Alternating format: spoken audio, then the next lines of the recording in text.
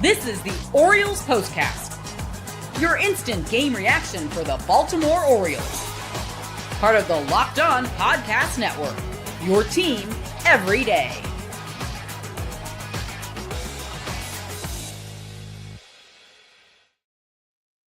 The other shoe has dropped on right-hander Tomoyuki Sugano. Final score tonight from Arlington: the Texas Rangers 6 and the Baltimore Orioles 0.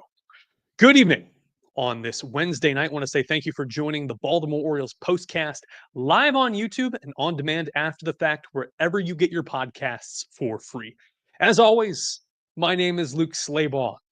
Hopefully getting to see you guys throughout the holiday weekend, but right now, today is all we've got. Go ahead, leave a comment. Let me know where you're watching from, what your prognosis is on the season now that Baltimore has once again fallen to 12 games under 500. A little footnote on the Masson broadcast from Kevin Brown that this is the 7th time the O's have won a series opener and then commenced to tank the rest of the series. It's been that way all 2025. Win one game, lose another, and then leave the momentum up to jeopardy, leave it in fate's hands. The O's fall to 4-11 in rubber games this season. So that's just how the cookie crumbles. 2025 has been underwhelming in so many facets. Postcast always streaming live here on YouTube. Thank you for joining me. And tonight, another heavyweight starter on the mound for Texas, the right-hander Nathan Eovaldi. And right-hander Tomoyuki Sugano is his counterpart. Let's just call a spade a spade. The league has figured out Sagano. This is what you'll be talking about. Quick to be a fan favorite, Tomoyuki Sugano did enjoy a stretch of consistency where he was getting batters to roll over and be off balance on some of his pitches. Had him swinging looking foolish. That time has passed us by.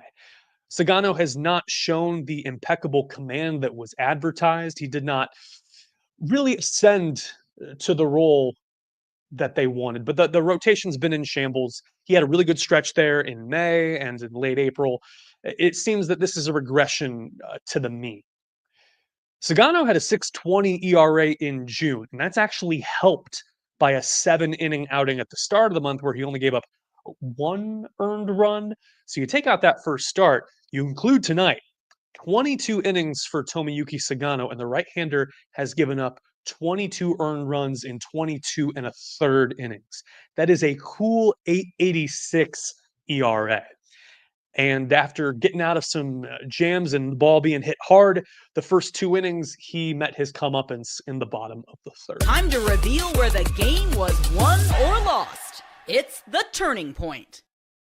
Inauspicious start by walking former Cubs prospect legend Billy McKinney to start the inning. Then gets Ezekiel Duran to foul out on a bunt. The catcher Jacob Stallings in his first Baltimore Orioles start makes a nice heads-up play, so you got 1 out there on a real quick pitch. Josh Smith then pulls a single into right field, a sinker left up high by Tomo.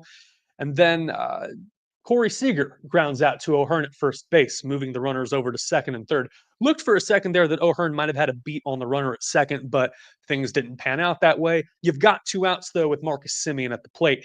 He has terrorized the Orioles this season and throughout eternity, but tonight in particular, first pitch sweeper high from Tomo. Semien launches it over the left field fence, and it's 3-0. 2 outs, and to add insult to injury, Adolis Garcia singles right after that to left, eventually thrown out by Stallings at second base trying to steal. So you think, 3-0, if Tomo can bounce back, maybe give him 6 strong, this could be a good turning point for him. Next frame, Alejandro Ozuna hits a single to center field, high curveball past a diving Gunnar Henderson. Jonah Heim singles to right, and Laureano with this kind of boneheaded play. Ramon Laureano, known for his defense and 7 outfield assists, gets the ball off the wall and then tries to launch a throw to third base and get Ozuna, who goes first to third on the hit. Play there 9 times out of 10 is the second. And we know Laureano's got a good arm, but you just gifted them another runner in scoring position and you gifted them a base. This isn't, the stakes were not that high. if if that run at third base scores, or if you're able to somehow turn two and allow a run to score, you might be in better positioning moving forward in this game. Alas, Heim advances to second on the throw, so you got runners at second and third. And Tomo, all this time, he and Evaldi were getting squeezed a little bit by the home plate umpire. Chad Whitson liked the low and outside strikes, particularly on cutters and sliders and sweepers, but not so much the top of the zone. And we saw some frustration there. Saw some calls go against Orioles batters as well, but more on the offense in the second block.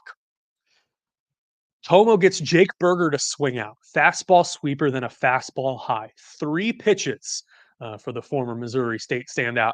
And then Billy McKinney striking out on 3 pitches. Curve splitter and then a splitter low. So 6 pitches, 2 strikeouts, and you're almost looking like there's going to be a mini immaculate inning woven in here. Tomo can get out of this and be scot-free. 3-0. This is positive momentum, right?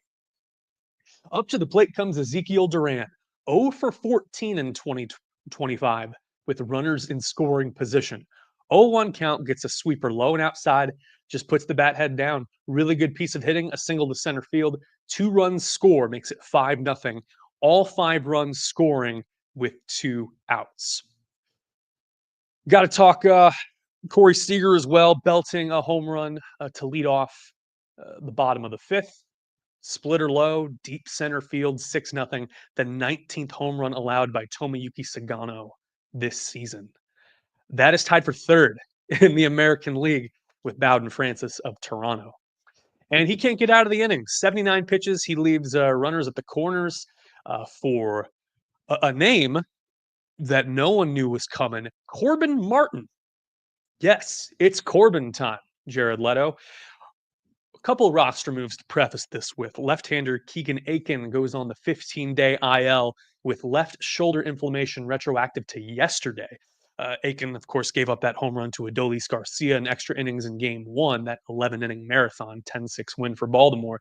And Aiken becomes the 24th O to make it to the injured list this year. 24th Oriole injured. Granted, they haven't all been hurt at the same time, but lordy. And right-hander Matt Bowman DFA'd after his less than stellar performance the other night. So Yenyer Cano, the right-hander, we're familiar with him. He gets recalled. And also this Corbin Martin guy, former top 100 prospect with the Astros, and hadn't pitched in the big leagues in 3 years. And what we saw from the 29-year-old looked pretty good. Granted, the bar is on the floor right now, guys, when it comes to relievers. But he strikes out Jake Berger, fastball clocking at 97 up high and out of the zone. And Berger's plate discipline is medium rare, I suppose. But man, Corbin Martin then finishes the 6th inning, only gives up a single, strikes out Corey Seager on 3 pitches, finishing with a cutter in the dirt. This is good stuff. Inning and a third from Corbin Martin in a season where you seem to lose some of the premium stuff from your bullpen arms and rotation starters as well. How often have we seen Cade Povich clocking in at 91, or Brandon Young also clocking in the low 90s? To have someone actually throw some gas. We've seen it from Brian Baker quite a bit, Bautista, obviously. This was nice. And Cano also did okay. Scoreless 7th inning for him. Only thing was a walk given up to Alejandro Ozuna. Gave up a stolen base to him as well, but bullpen stitched it together, gave the O's a fighting chance at the plate. They couldn't convert. And Tomo finishes 4 2/3, gives up a season worst 10 hits, 6 earned runs, a walk, 5 strikeouts, and 2 mashed taters. Coming up, we're going to gloss over real quick the Orioles' offensive approach at the plate. We'll probably go through comments as well. O's have an off day tomorrow, so we'll wrap things up here. And yeah, stick with us here on the Baltimore Orioles Postcast.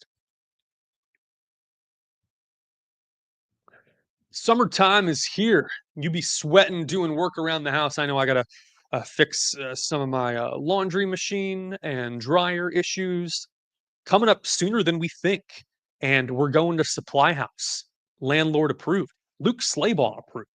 Website is easy to use, packed with helpful resources and latest product info to help you get the job done right. Plus, with a complete inventory of over 200K parts from 400 plus top brands, you'll find exactly what you need delivered fast from coast to coast. If you need help with an order, Supply House offers expert support and industry leading service, so you'll always talk to a real person. And for the trade pros looking for an extra edge, their free Trade Master program offers exclusive perks like a dedicated phone line, free shipping, and discounts on every order. Thousands of skilled professionals are already taking advantage, and now it's your turn. Join the Trade Master program today at supplyhouse.com/TM and start ordering plumbing, HVAC, and electrical supplies with just a few clicks. Plus, use promo code SH5 for 5% off your first order. That's supplyhouse.com/TM and use the promo code SH5. One more shout out tonight, and that's Monarch Money. If you ever wish your money felt easier to manage, Monarch Money's got you covered. Whether you're growing your savings or planning a big purchase, I'm looking to save right now in these uncertain times. Monarch puts you in the driver's seat. It's like having your own personal CFO, giving you full visibility and control of your finances. Monarch Money does more than budget, it's a complete financial command center. You can track all your accounts, investments, and spending in one place. So, in addition to managing your money, you're also building wealth.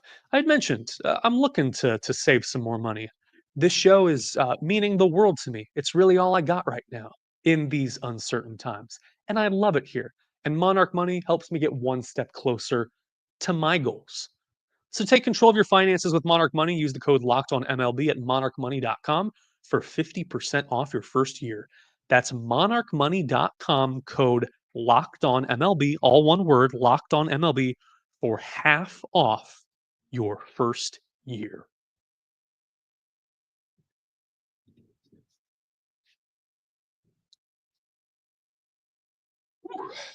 It has been uh, very interesting.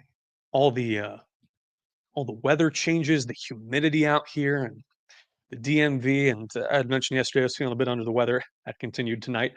You know what I feel like? Just mentally, kind of a little bit of a vertigo going on here. The mom from Requiem for a Dream, Ellen Burstyn, I believe it was, played her, nominated for an Academy Award. And I used to play that monologue of hers on football game days. I'm gonna be on television. I got a call and an application. I love thinking about the red dress. Great movie. Happy ending. All right.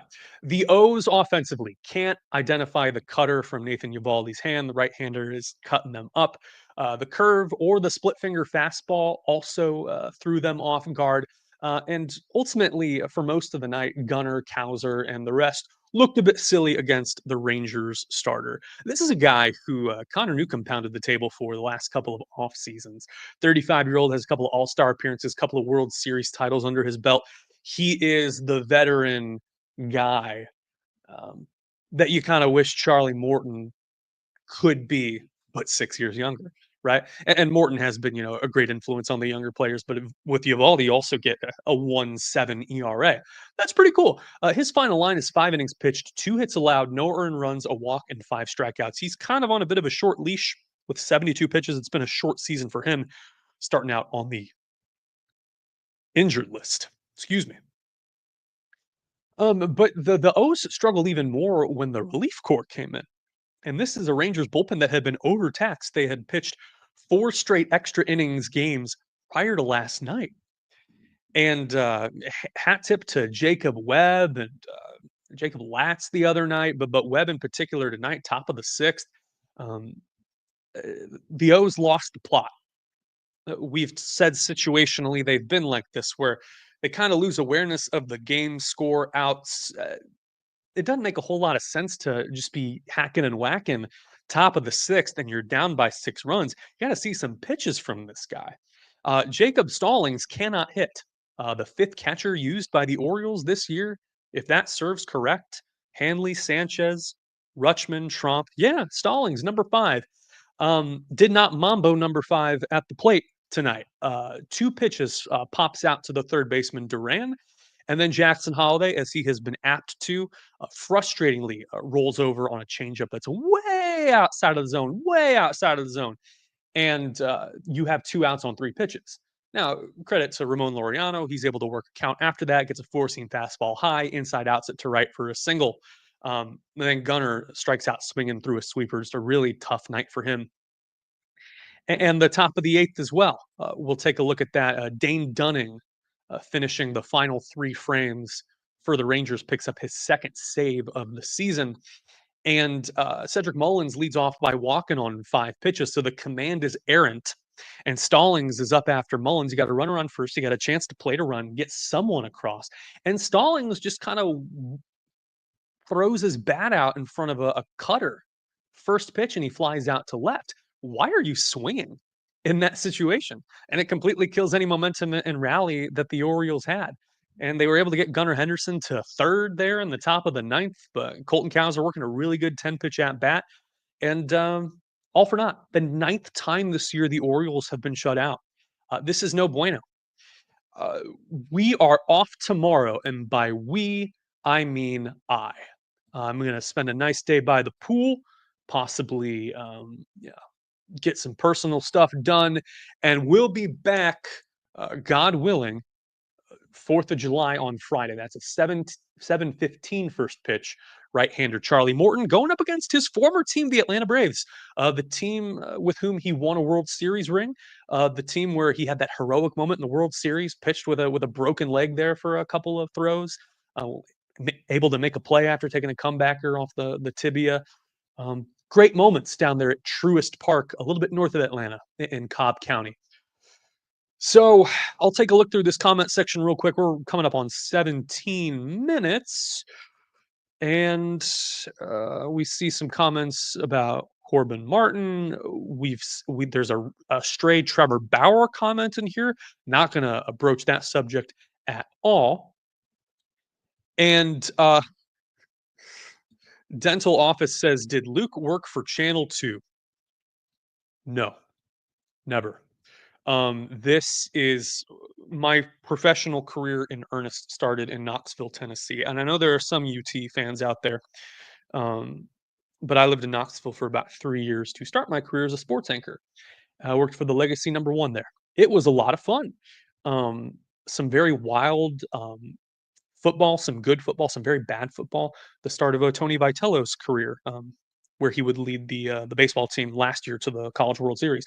But fond memories there. Love the people there. It's a great part of town. Very beautiful. If you ever need a change of pace, Knoxville is a great mid-market city to go to. And all right, we're calling it. Good night. Stay safe. Have a happy 4th of July, Independence Day. Celebrate it with people you love. Eat well. Please stay safe celebrating. Stay away from the fireworks. I will see you back here on Friday night. Let's do it.